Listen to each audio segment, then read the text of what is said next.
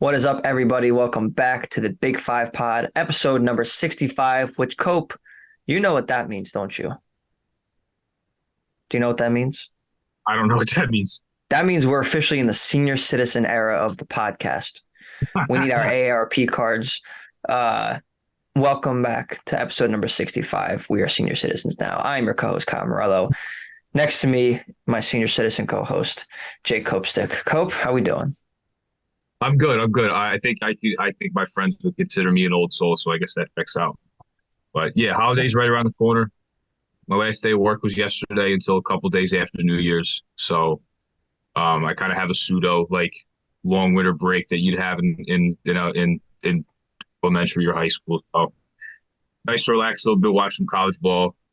I was watching some football yesterday.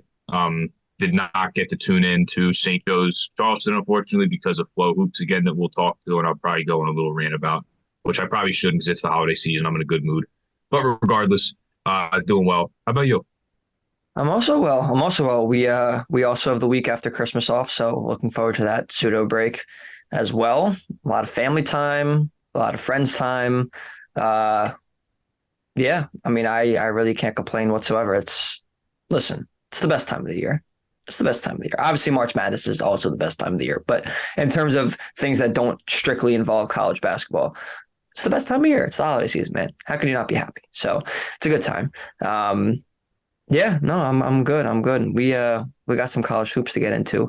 So why don't we do just that? Cope, you know what to do. Get your ball ready. You're gonna run the break. It's your quick hitters. What do you got for us? Well, good thing for you. I already got. I'm sitting here in a triple threat position, so I already got the ball. I'm ready to throw it Always. out to run the break. Really short one though. We'll get a quick layup off this. Uh, we don't. I don't. I'm not a big fan of these games. However, it was a Big Five game that was played, and we're going to acknowledge that it happened. LaSalle beating Rosemont College D3 on the main line right by Villanova, 101 to 47 at 2:30 p.m. on a Thursday. That's your type of thing. He's tied a school record 35 assists on 43 made baskets. I believe in the first half, every basket actually was assisted. So good on them, but still played a D3 team. Kyle, we were talking a little bit before the show. It's easy to hate on these games. Oh, why you scheduling a D3 opponent? Drexel played, or no, excuse me. I mean, Drexel played a couple non-D1 opponents. Penn played a couple non-D1 opponents. We saw Temple play Bloomsburg this year.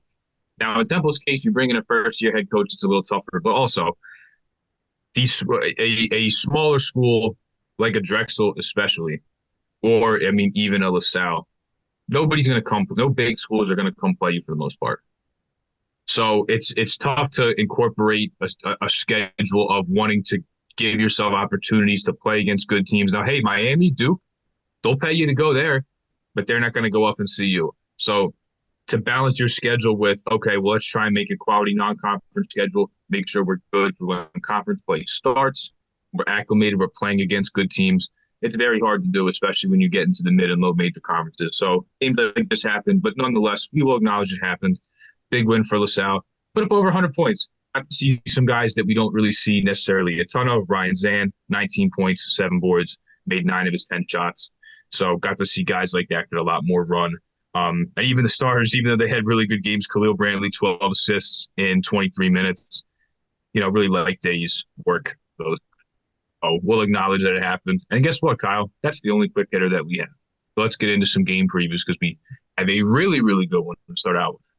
Oh yeah, listen, it's called the quick hitters for a reason, and that was the quickest one. So thank you for that. And now, as someone who we love dearly in the city of Philadelphia used to say, tonight's big story: Villanova defeating Creighton, number 12 Creighton, 68-66 in overtime in Omaha. What a game this was! Partially because the shots weren't falling at the rate that we're used to from either of these teams. But also Eric Dixon, again, dominating Creighton. 32 points, 12 of 21 from the field in this one. He had the go-ahead 3 with 28 seconds left to put them up on a Jordan Longino assist as well. It was a very interesting game here. The only other player that scored in double figures for Villanova was Keem Hart, 10 points, 5 of 10 from the field. And Cope, you had a very good point about this game that I kind of poked fun at you for last episode, but it is true, and it did happen.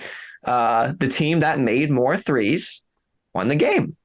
Uh, I'm not going to call you a Nostradamus or anything because uh, sometimes that do be happening. But Cope, you knew this was going to happen, that it was going to be a little bit of a rock fight. How did it unfold on the court on Wednesday night? Well, before I get into that, you took the words right out of my mouth. Because I was going to interject and say, well, yeah, I'm no Nostradamus because the team that makes more shots usually wins. So there you have it. But two teams that put up a lot of threes, none of them went down. But ironically enough, they honored Dougie McBuckets, who got his jersey retired by not making any shots at all, pretty much, and just being a rock fight that The went beautiful game. rock fight that went to overtime. Didn't even eclipse 70, even with 5 extra minutes. So. Yeah, I mean, you mentioned Villanova not making any shots in the first half. They played a good defensive game, I thought, the entire game. But to limit Creighton to 34 in the first half, like they played a good defensive first half. I think they were down 10 at half, and it's like they're just not making any shots. Defensively, though, I thought it was fine. So then they were down as many as 14 in the second half. They claw all the way back. What was so encouraging about this game was, offensively, they had a lot of struggles. Jordan Longino gets another start with Justin Moore out. And he's been one of after Justin Moore and after Eric Dixon, Jordan Longino's been their most consistent guy offensively. And he had a rough night shooting 3 of 11, but he played good defense. He contained the ball pretty well. Ray Alexander for Creighton hit some really, really tough contested mid-range shots and some closely contested layups. Like he was hitting some tough looks. Like even the shots that Creighton was making, like Villanova was making him work for it. So the defense extremely encouraging. Akeem Hart, there was sometimes, Kyle, you look at the St. Joe's game, you look at the Penn game. He wasn't even playing 10 minutes. He played 33 minutes in this game. And it was 33 really good minutes, had 10 points, had a big steal late in the game, right on the sideline, right in front of Creighton's bench. 16 turnovers for those Creighton Blue Jays, Kyle. I believe Nova had 7 or 8 in this game. So when you can force that many turnovers, you're going to give yourself a chance to win. Look, when you're not making shots, and look, they got a rebound of this game. That's going to happen when you play against a Ryan Kalkbrenner. Like as ugly as this was, they're not really making shots. They got out rebounded. They forced a bunch of turnovers, and they played good defense, and they kept themselves in this game. So, have to be really encouraged if you're Villanova to get a huge win like this, their second ranked win of the year. Before I move off this, though, Kyle, I had to talk about that sequence at the end. Never like to talk about officiating, but yeah, with I think it was it 3.8 seconds, I think was left on the clock. Something like that, yeah. You had Baylor Shireman, who did not get a shot off, by the way, should have been a shot clock violation. And if that's the case, you put maybe an extra second and a half on the clock for Villanova to operate with. And then it looked like the ball went off of Mason Miller, and they gave the ball to Creighton to have a shot to win the game. It was wild. So I'm glad Villanova walked away with the win, because had the game ended in regulation on that possession where Creighton had the ball in the baseline with a couple seconds left to potentially win it, like they really would have got hosed there, because it looked like on one possession you had 2 different times where it should have been Villanova's ball in a tie game. Now they would have had to probably go the length of the court, but still, like I really would have felt bad for Villanova, because I really thought they would have got hosed at the end there. But I don't know what happened there. Hopefully the NCAA looks at that, because that ball was not out of Baylor Shireman's hands. Like that ball should have never been Creighton's on the baseline anyway. It should have never been a live ball after it missed. He did not get that ball off. There's no way he did. There's no way he did. So good that Villanova got this win. Eric Dixon again, a monster game. The two times where they played ranked teams this year, he has stepped up big time. And he showed why he's the leading scorer on this team. So yeah, really, really good win. Omaha is a very tough place to play. Now, they almost won there last year as well. But, wow, what a game. And I thought this was a pretty good game, coached by Neptune as well. It was a rotation where you had and Nana Njoku and Chris Arch in there at the same time in the first half. And I was like, okay, I don't think I've ever seen this rotation before, at least this early in a game. But how well they played defensively, running the post, staying home on Kalkbrenner. Last year when they had Ryan Nemhard, I thought what was so good about him was when he was in a pick and roll with Kalkbrenner and Kalkbrenner's rolling to the basket, he was so good at being patient and making the defense commit to him and then throw it over the top to Kalkbrenner. Or if the defense was going to stay back and not help over on Nemhard, was going to stay home on Kalkbrenner, he was going to light up. They were really good defensively in that area. Now, there was a couple times where Kalkbrenner got away from him. Excuse me. But I thought their pick and roll defense was good. I thought they did a really good job on Kalkbrenner, whether it was Eric Dixon fronting the post with some help on the backside. Really liked what I saw. And then, hey, how about that you have here? How about that play they ran, the little pick and pop at the end to get Eric Dixon a three? Nope. With under 30 seconds left and put him up. It was a really good play out of a timeout to get your hottest guy a wide open look for three. So I thought it was a good game for Neptune. Really good game for these guys shorthanded without Justin Moore. All around a really, really good win and their best one of the year because this was a true road game. It was a team that was ranked higher than North Carolina. Like I said, a hard place to play in Omaha. So to kick off Big East play, and how about this, Kyle? UConn, Marquette, Creighton. Yep. What do these teams all have in common? Xavier, who made the Sweet 16 last year. Winless in the Big East. St. John's, DePaul, Villanova. Listen, who knows if it's going to stick, but it's a great way to start off Big East play. I mean, you got all these giants. Exactly. Stop the count. Stop the count. We're done. Nova's tied for first in the Big East. I mean, listen, it was a really, really, really good result for Villanova. In a word, gutsy. They were down 14. They were in a place that they don't have a ton of success. Especially, recently Creighton's been, the last few years they've been obviously really good. Obviously Nova has been too, but you're down 14. You're without arguably your best player. I think Eric Dixon might take that cake at this point, but Justin Moore, they're 1A and 1B. You know what I mean? You're without one of your most important players and you still come back and win. And yes, a lot of it was Eric Dixon, and he deserves all the praise he gets, especially for once again dominating Creighton because he did last year too. It was just an incredible outcome for Villanova and a great way to set the tone for Big East play. They have announced that they are here, and they might have had a little bit of slip-ups in non-conference play, really just against the Big Five teams, honestly. They only had one other loss outside of that against a good Kansas State team in Manhattan, Kansas. This Nova team I think is going to be all right, and I think it's okay to say that. So with that, we will move on. Unfortunately, the rest of the Big Five that we're going to go over these next two games did not have quite the same success.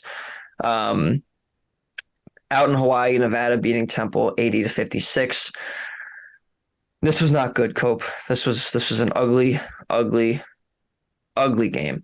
Heiser Miller led the Owls with 18 points on 7 of 19 from the field. Jaleel White, only 2 of 12 from the field, but he had 13 points. He was 9 of 12 on his free throws, and Steve Settle at 11 on 4 of 7. But other than that, it was very, very ugly. Actually, and I'm doing the math here, which is a scary proposition. But outside of those 3 players, Temple as a team only hit 5 other shots combined. They finished 18 of 65 from the field, which if you're doing your own math at home, that's 27.7% from the field. They did shoot a little better from 3, 9 of 28, which ended up being around 32%. Nevada, even though they didn't even shoot above 50%, which is, very, very good, they still shot 47.5% from the field, which is about 20% better than Temple did, which if you're shooting 20% better than your opponent, chances are you're going to win that basketball game. So this was a very, very concerning game. I know Nevada's a very good team. We talked about them last episode. The team that, there's a decent to good chance that they're going to make the NCAA tournament in some capacity this year, whether they win their conference or if they ended up getting an at-large bid. This is a good team. This is a tournament team. But to only shoot 27.7% in a game, I know Zion Stanford's banged up, but right, Cope? Yeah, yeah, this wasn't good. I'm gonna go one step further from what you said. This is a tournament team. They were last year. Yeah. They return a lot of guys. Like I talked a bunch about. Look at all this experience that they have. KJ Himes was a 6th-year center who I brought up. He was out sick in this game, and they still have so much size on this team and so much length that it was a mismatch for Temple. You also take into account that Steve Alford is right around the 30-year mark in terms of how long he's been a head coach for. He's going up against Adam Fisher in his very first year. Coaches, players, there's a very big imbalance here as far as experience goes and continuity in playing. So to have to combat all that, and then once you actually get on the court, and like I said, they're without KJ Himes, but guy that's been playing really well for Nevada, it's Nick Davidson. And he's a guy that put on a lot of weight in the offseason to be able to battle more on the boards and be a little more physical down low. And he really killed Temple on, not only scoring wise and down low, but grabbing rebounds as well. So he had a really good game. They moved to his zone a little bit in the second half, and Jared Lucas started to get some open looks. Nick Davidson, by the way, 19 points, 16 boards. Wow. Really, really big game, playing 33 minutes in the place of the injured KJ Himes. But Keenan Blackshear, 16 points, 9 boards, 5 assists. Really good game for him. Jared Lucas, kind of an off game for him. 3 of 11 from 3, 8 of 18 from the field. Really, really tough shot maker. He led this game and had 22 points. So 2 different kind of teams here. A brand new team, a team coming back that made the tournament, got smoked in the first 4, that once more that now has that tournament experience and wants to get back and prove themselves. So unfortunately for them, that length bothered them. They have some good defenders on this team. The size of when you play Sam Hoffman at the 5, he's got the strength to battle with these guys, but a 6'5", 6'6" guy like him going against some 7-footers. And then even when Tylen Pope came in, a Tulane transfer for Nevada, he's had a hand injury, hasn't played all year. Basically the same type of player as Sam Hoffman. He's a post guy that can give you good energy, has a lot of strength, can rebound at about 6'6". Like they could match Temple if they decide to play a little small with Tylen Pope. They could play big with the guys they have. So just kind of a mismatch here for Temple. And Nevada's really not a good shooting team. They have Jared Lucas, who's kind of the sniper, and then there's not really too much shooting outside of that. They had a really good day. The office out-rebounded Temple just by a little bit, but the defense for the Wolfpack really bothered Temple. So they're gonna have a game against Old Dominion that I guess we'll touch on coming up here. But this is a really good team and a damn good conference in the Mountain West. They just couldn't make any shots. Also, if you're big into this, which I don't know, I'll at least throw it out there. You can do it this as you will. Nevada played Hawaii on Sunday. I know what you're thinking. Well, Hawaii's in this Diamond Head Classic that they're playing in. They're on opposite sides of the bracket. The NCAA, they said on the broadcast, gives you an exemption going out to Hawaii and traveling all that distance. So Nevada has been in Hawaii, used to the time and everything, just getting settled in since Friday, since a week from today. A week ago today. So you have Temple that flies there Monday, get a couple of days of practice on your belt. It's like, hey, we have a really good team to play against in a couple of days. Nevada's just kind of been there chilling, played a game, been able to scout their opponent for a couple of days in Hawaii. So if you're big on that, cool. Me, I don't know.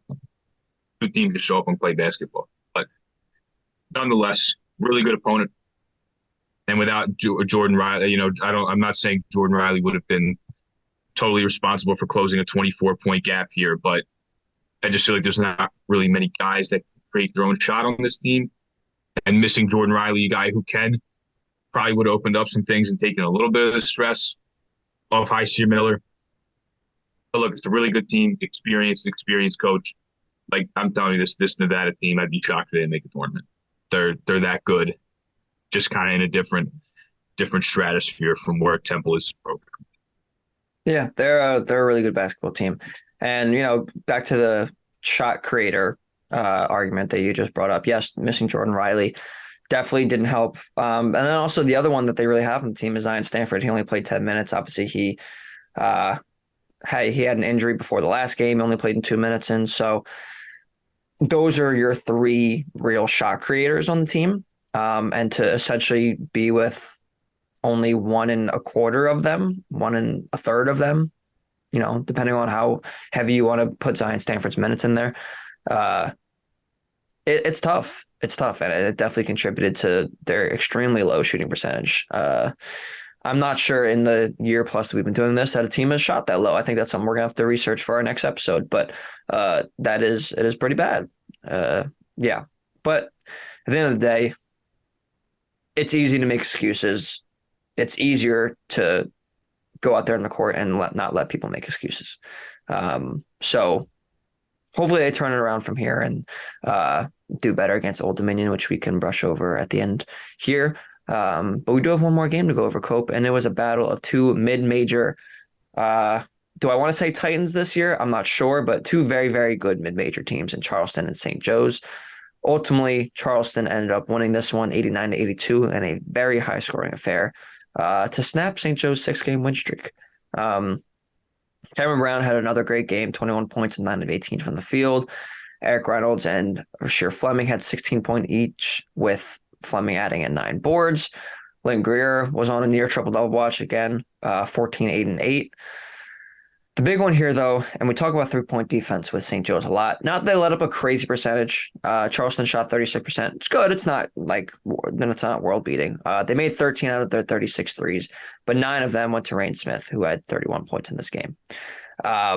So that is a little bit problematic itself, which I believe was a Charleston school record as well.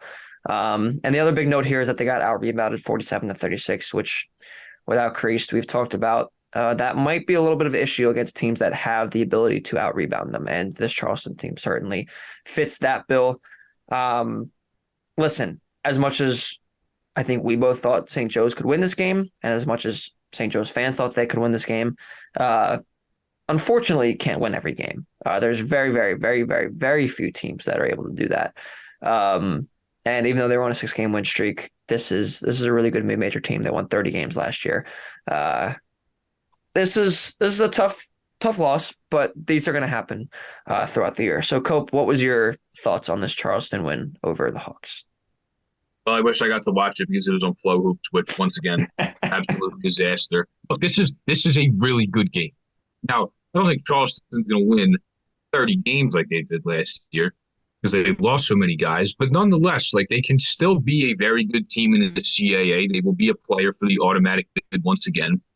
This was considered a quad 2 game for St. Joe's. Like, this Charleston team, 8-4 after the win, not bad by any means. This is not like a soul crushing loss at all. But this is a really good mid-major game. You have a 9-3 and an 8-4 team. Why is this on Flow Hoops?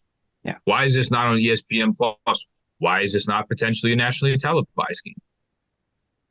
Like, you have to go back on like Synergy and watch some of the highlights. It's ridiculous that Flow Hoops exists. Like, I think you can buy Game Pass, but I don't think they were doing it last night. You had to buy it. You had to pay for like the month, which, how many games am I going to realistically watch on Flow Hoops? You're not.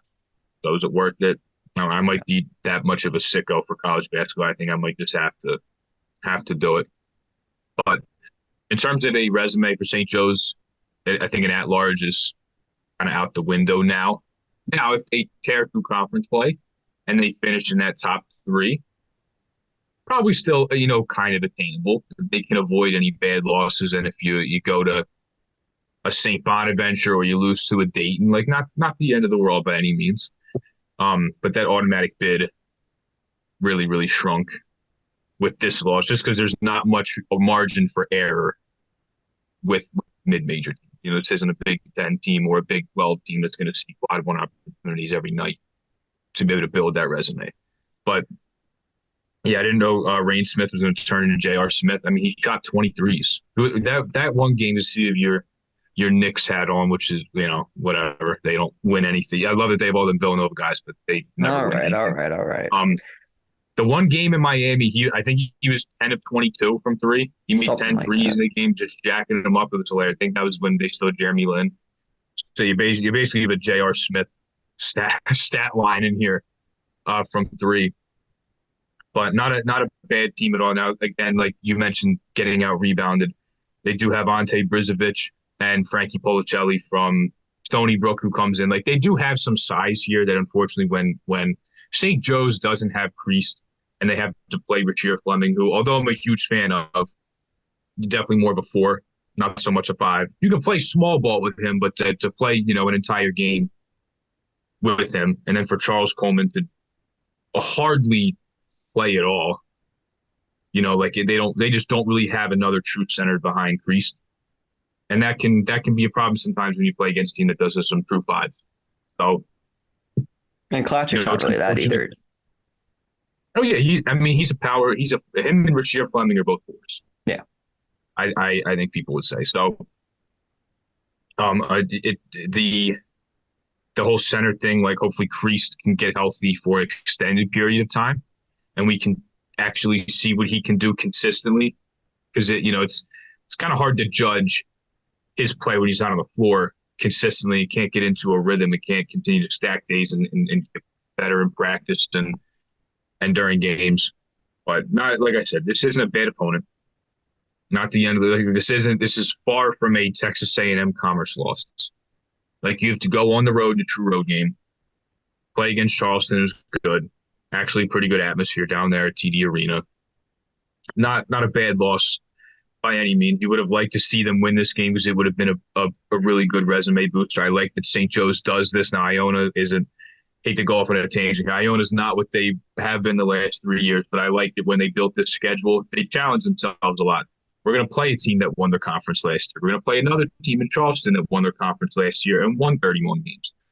I like that they do this. You certainly challenge yourself, but at the same time, like losing this is not the end of the world, like I said. No. So shame that this happened, but they had a really, really good non-conference schedule, and they'll only be better for that once they get into A-10 play, where I like what I've seen from them. And I think they, at best they could be a top 5 team. I think they can be a top 3 team now. I think they have that much talent. Yeah. And listen, we've talked about it all year so far and in the preseason.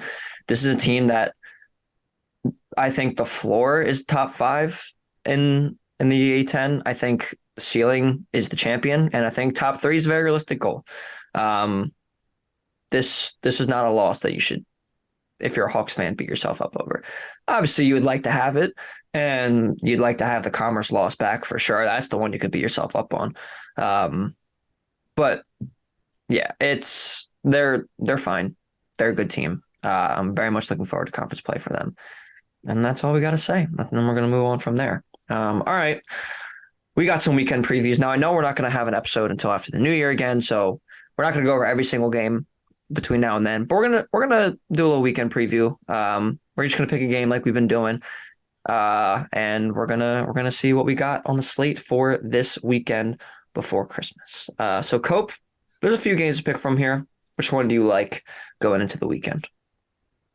So we just found out who Temple was going to play. If they had won yesterday and they were going to play TCU, I definitely would have taken that. But I want to touch on a game here that Villanova is playing. They have to go to DePaul, go to Chicago, where they lost last year, to a DePaul team that, hey, they won a game in the Big East tournament against Seton Hall. They still were not very good last year. Like, they lose games that they should definitely win early in the year, and then they're pretty rough when it gets to Big East play. This team's 215th in KenPom, Kyle. I'm going to read off some of the teams they have lost to. Ready for this? Yes. They start out the year 3 straight home games. They lose to IPFW. Do you know what that stands for? Yep. Indiana, Purdue, Fort Wayne. Good. Okay. Glad we're on the same page. Of course. They lose to Purdue, Fort Wayne. They then lose to Long Beach State, who I will say, like, it's kind of hard for a team in the Big West to have a good KenPom ranking, to have a good, to have a high net in general. But this team, they beat Iona. They won at DePaul. They beat Michigan on their home court. They beat USC away at their home court. So Bronny's guess what? debut. I'm not gonna be like, okay, a crushing loss because Long Beach State quietly has had a couple high major upsets. Then they lost at home by 10 points to Northern Illinois. They beat Louisville. Shout out to them. Shout out to them for beating Shocker, someone Louisville. beat Louisville. For beating Louisville, but they have 2 wins this year. It's South Dakota and Louisville. They're 2-8 in the season. They turn the ball over a ton on offense. Over 21% of their offensive possessions end up in turnovers. They shoot the three pretty well. But again, they turn the ball over a ton. They don't really play that good of defense on the 3-point line and in terms of 2-point defense as well. So I like you have to win this game. And I mentioned in our tweet when I tweeted out the final score of the Nova game, you will undo any progress you just did winning at Creighton if you lose this game. This is not a good team. People are calling for Tony Stubblefield to potentially lose his job before the end of the season. Like this team is not good. You cannot lose in Chicago for the second straight year. You have to beat this team. You have to. Because like I said, this is a loss that will follow you to Selection Sunday if you drop this one. And it's very easy for that to like you need to stack wins, but it's really easy to crush your resume just with like one game like this. And then when you look at it, I don't really think the Penn, St. Joe's, and the Drexel losses are like that horrible because they're like they could realistically win their conference, but at the same time, like the committee doesn't look at that. They're like, oh, they're non-power conference teams you should beat, and then they hold it against you. And they're going to have plenty of opportunities to win good games in the Big East, but you have to get this one. And look, started off really well with a win on the road at Creighton. Then they're going to play DePaul, and then they have home games against Xavier, St. John's, and DePaul again. Like if you win this and you can start stacking early before you play the good teams and potentially put yourself at the top of this conference, that would really go a long way. So this is a game that I think they definitely will win. The thing is, like this will do so much damage if you lose. Oh, I don't think this is going to be that competitive of a game. Look, it's hard to win on the road in conference play, so it'll probably be a little bit closer than whatever the point spread comes out at. If it's like almost, if it's between, I don't know, say like 14 and 20. But you have to get this one. This isn't like I'm going to be sprinting to my TV to turn on type game, but it is just as important to not lose these games than it is to sometimes, get resume builders and beat teams that are at the top of this conference and ranked, Connecticut at 4 and KenPom, Marquette at 15. Really important to get this one and start stacking. Because like I said, you have 3 home games against teams that I think they can beat. So let's hit the ground running as we start conference play here. You already get a really good win on Wednesday. Let's keep it going. You have to have this one. And you need to avenge the loss from last year too, because DePaul is a place where Nova does not really lose. No. I mean, DePaul's a team that Villanova doesn't really lose too often. But that's the thing we've talked about like a ton on this pod and really just in general in sports world. Championship level teams beat up on the teams they're supposed to. They don't lose to the teams that they're so much better than. Of course, you have games that you lose to teams that you're supposed to be better than, but usually the margin isn't that far off. When you have a team like DePaul, who has only been in 2 teams all year, one of them is probably the worst Power 5 team in Louisville, and the other one's in, what'd you say, South Dakota? Yeah. Yeah. Those are your 2 wins all year. I know they are traveling in Big East play. It's hard to do, but can't lose this game. And like you said, it will undo everything that they've done to this point. Most specifically, the Creighton win. They lose to DePaul. We have to have a different conversation. So hopefully we don't have to have that conversation coming back from the break, but we will see. Not a ton else to choose from here for me. I'm going to go with the hopefully the 5th place game in the Diamond Head Classic. So we'll see what happens there. Temple's playing Old Dominion on Friday afternoon, at 2:30 p.m. right after this releases. And then they will either play well, fifth place or seventh place game, I should say. They'll either play UMass or Portland, two teams both inside the top 150 of Ken Palm. Temple's also in that range. I'm actually going to double check right now so I can have my number straight. Temple is 158, so they're just outside of it, actually. But listen, these are games that actually I lied. Portland's 232, so not as good as a game if they end up losing to Old Dominion and UMass beats Portland too. But still, I mean, this is a fun tournament. It's in Hawaii. They're getting some good non-conference games in here. Obviously, they just got blown out by a pretty good team in Nevada. Hopefully, they take care of business at Old Dominion. They can play for the fifth place game.